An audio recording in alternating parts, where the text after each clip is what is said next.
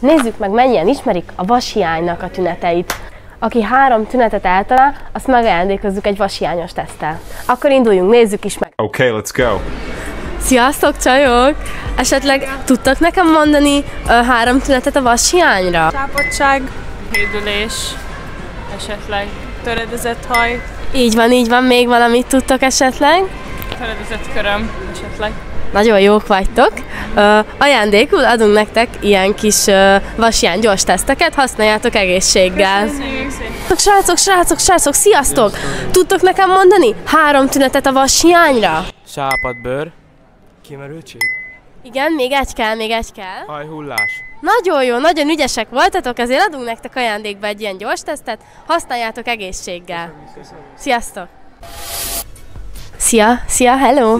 Szia, tudsz nekem mondani 3 tünetet a vashiányra? Hát Nyugodtan gondolkozhatsz egy kicsit. fejfájás talán,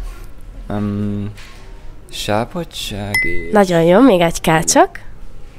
talán a levertség valamilyen. Nagyon jól tudod. Ezért ajándékba adok is neked egy ilyen vashiány gyors tesztet, és próbáld ki otthon nyugodtan. Köszönöm szépen. Szia! Köszönöm, szia!